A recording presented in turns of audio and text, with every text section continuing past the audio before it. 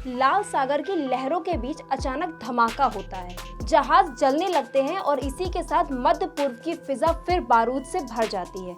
Israel ने जब Yemen के हूती विद्रोहियों पर हमला बोला तो जवाब में मिसाइलें दागी गई। पर यह झड़प सिर्फ दो पक्षों की नहीं थी, इसके बीच हथियार, रणनीति और वो अदृश्य ताकतें थीं जो पूरी तरह दुनिया को खींच लाना चाहती हैं इस जंग में। सवाल ये है कि क्या ये शुरुआत है एक बड़े तूफान की? नमस्कार, मैं अंजलि मिश्रा, आप देख रहे हैं 24x न्यूज। मध्य पूर्व एक बार फिर संकट के साए में आ गया है। इजराइल और यमन के हूती विद्रोहियों के बीच तनाव इतना बढ़ता जा रहा है। ताजा झड़पों की शुरुआत उस वक्त से हुई जब लाल सागर में एक व्यापारिक जहाज पर हमला बोल दिया गया और इसके बाद पूरा इलाका धधक उठा। दरअसल रविवार को लाइबेरिया के झंडे वाला एक जहाज लाल सागर में मिसाइल हमले का शिकार हुआ। आग लगने के कारण चालक दल को जहाज छोड़कर भागना पड़ा और सबकी सुई सीधे हूती विद्रोहियों की ओर गई। हालांकि उन्होंने शुरू में हमले की जिम्मेदारी नहीं ली, लेकिन उनके मीडिया चैनल्स ने इसका जिक्र जरूर कर दिया। इसके बाद सोमवार तड़के इजराइल ने जवाबी हमले की कार्रवाई करते हुए यमन के हूती कब्जे वाले इलाके में जबरदस्त हवाई हमले किए। इजरायली सेना ने होदेइदा, रासेसी और सलीफ बंदरगाह को निशाना बनाया था। साथ ही रास कर्तनीवा पर एक पावर प्लांट को भी बमबारी का शिकार बना दिया। इजराइल का कहना है कि इन बंदरगाहों का इस्तेमाल ईरान से हथियार लाने के लिए किया जा रहा था। इसके अलावा गैलेक्सी लीडर नाम के जहाज पर भी हमला किया गया, जिसे हूतियों ने नवंबर 2023 में जब्त कर लिया था। बताया जा रहा है कि उस जहाज पर रडार सिस्टम लगाकर हूती समुद्री जहाजों की निगरानी कर रहे थे। इजराइल के इन हमलों के जवाब में हूतियों ने भी मिसाइलें दागी। हूती प्रवक्ता याह्या सारी ने दावा किया है उनकी एयर डिफेंस ने इजरायली हमलों को मुकाबला किया, लेकिन इसके लिए कोई भी पुख्ता सबूत सामने नहीं आए हैं।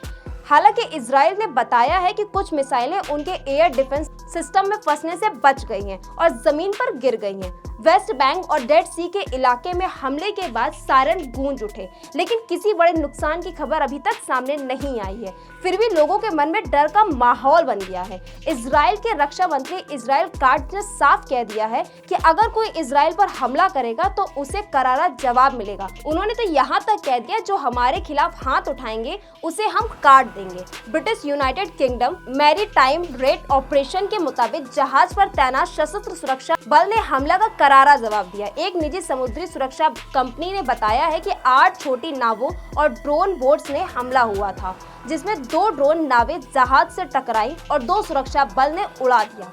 ये सवाल उठता है कि आखिर हूती इतने हमले कर क्यों रहे हैं?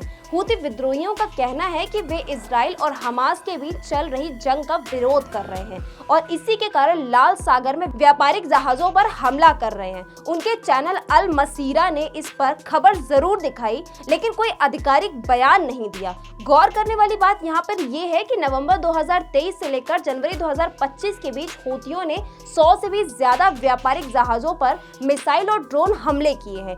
इन हमले में 2 जहाज डूब गए और 4 नाविकों की मौत हो चुकी है। इतना ही नहीं, इन झड़पों का असर $1 ट्रिलियन के समुद्र पर भी पड़ा है।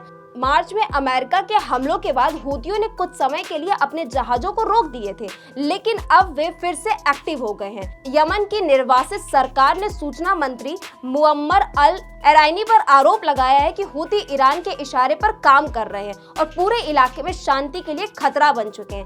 अंत में अगर हम बात करें तो इजराइल और हूतियों के बीच बढ़ता तनाव केवल 2 पक्षों तक सीमित नहीं है, इसका असर पूरे मध्य पूर्व और वैश्विक व्यापार पर पड़ रहा है। लाल सागर में हर बढ़ता हमला न सिर्फ जान माल को खतरे में डाल रहा है, बल्कि आने वाले वक्त में एक बड़ी जंग की आहट भी दे रहा है। अब सभी की नजरें इस बात पर टिकी हुई हैं कि क्या यह झड़प और बड़ा रूप लेती है या कोई कूटनीति रास्ता निकालेगी। तो ये थी हमारी आज की खास रिपोर्ट। ऐसी और तमाम खबरों को जानने के लिए देखते रहिए 24x न्यूज। धन्यवाद।